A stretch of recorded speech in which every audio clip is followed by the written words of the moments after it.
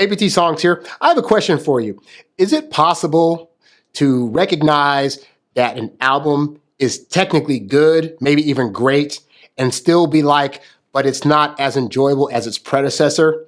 Because that is honestly the feeling tone that I got when listening to Beyonce's newest album, Act 2, Cowboy Carter. Now, this is part 2 of her Renaissance series, whereby she's creating 3 series of albums that have different themes. So with the first Renaissance album, we got the dance scene theme, where she was trying to basically just make a bunch of dance songs. And that album to me was great. Like, if you go look at my previous review, you will see I gave it like a 10 out of 10. It is by far one of not just the best piece of Beyonce's work in my consideration, but also probably one of the best dance albums I've ever heard. And so coming off of that one, when I heard that Cowboy Carter Part 2 of the Renaissance series was going to be a country album, I was actually excited. Like, I was like, you know what? She did the dance thing so well, I can only imagine what she's going to bring to the country genre. She's done country songs in the past that I liked a little bit. And when Texas Hold'em came out, I was like, this is amazing. Now, at the same time, 16 Carriages also came out, and I was kind of like, it's okay. Like, I can hear on a technical level why this song is a good song, but it just didn't grab me. Well, come to find out, that is my overall feeling for this particular album. So this isn't so much a review as it is just a feeling tone that I got for this album and how it compares to the previous one. So to start off with, the previous album was definitely like one of those situations where all the songs across the board were flowing into each other. Like, no song on the album had like a start or a stop. It was just kind of like one song flows into the next one. And I found that I could play that on shuffle, and like, no matter how I shuffled it, the album would sound great from one song going into the next. Like, it was really, very cohesive in that way.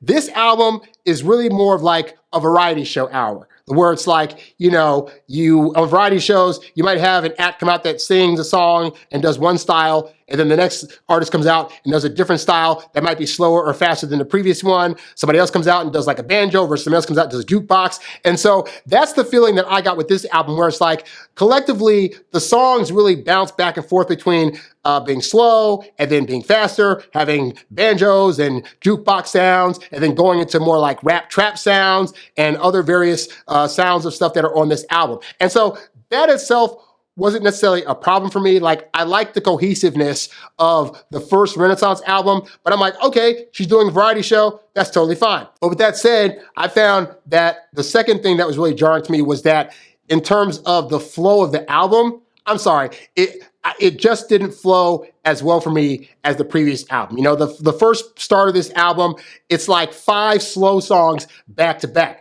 Now, I got nothing wrong with a slow song. I've liked some of Beyonce's slower songs back in her catalog. Recently, Usher and Justin Timberlake came out with albums that had a few slow burners on there also that I found really enjoyable. But something about the way in which this album is paced, it just didn't work for me, in a sense of like, you're going from slow, slow, slow, slow, slow to kind of fast, to then mid-tempo to slow again, to then you have some interludes on there that seem like they were going to be full songs, but then you cut them short. And some of those shorter interlude songs, by the way, should have been longer songs. Like, I don't know why she only gave herself one verse in Spaghetti, or why the song Desert Eagle, which is her talking her sexy talk, which I love on a record, that song is all of 1 minute and 12 seconds, and then it's done. That's it. And so I'm like, why wasn't this song longer? This was one of the songs that needed to be longer. Meanwhile, you got songs like Two Hands to Heaven, which, while enjoyable and while technically good, is like 5 minutes and 46 seconds, and you could have cut that song in half and it'd have been a little bit more enjoyable. In terms of the song comparisons, I'll say this. I think on a technical level, the majority of the songs on the Cowboy Carter album are technically good, if not great. I think on the song Blackbird, that Beyonce harmonizes very well with the various guest women that are on that song. It is a beautiful rendition of the Beatles song, and it is sung immaculately. On a technical level, the beat sounds great. It's nice and plucky played in the background with the little guitar going, and Beyonce sounds fire, the guests sound fire. It is technically a great track. The same is true of 16 Carriages and the song Alligator Tears, which has like that nice strummy guitar going, and it's like doing a slow build-up where she sings about adoring her man to the point that she's willing to change her whole life in order to make him happy. Like, these songs on a technical level are absolutely great.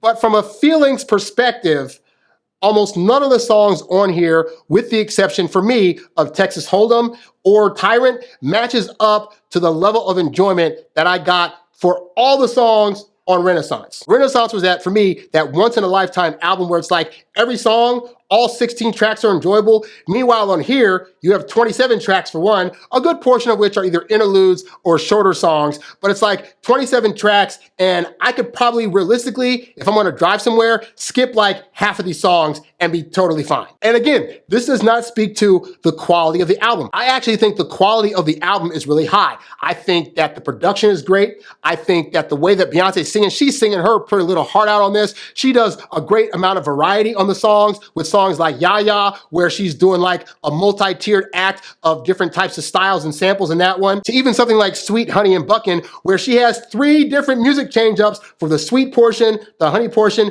and the buckin' portion. Like, I thought that was technically great and a fantastic idea to add to the album. But as a whole, collectively, this album does not give me the same feeling tone of enjoyment as Renaissance did. This does not make it a bad album. It just makes it less accessible to me. And before doing this review, I listened to this album like 3 or 4 times just to see if these songs were gonna grab on a little bit more than they did on that first listen.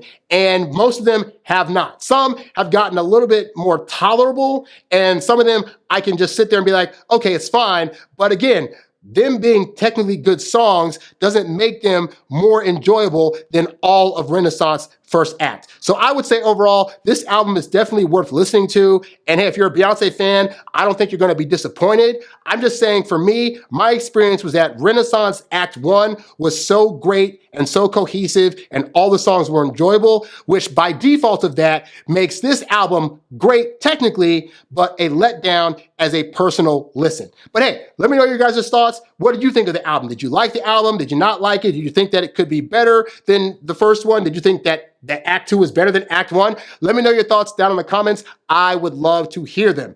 That's all I got for now. I'm APT Songs, and I'll catch you guys on the next review. I'm out. Peace. All the girls in the place trying to get in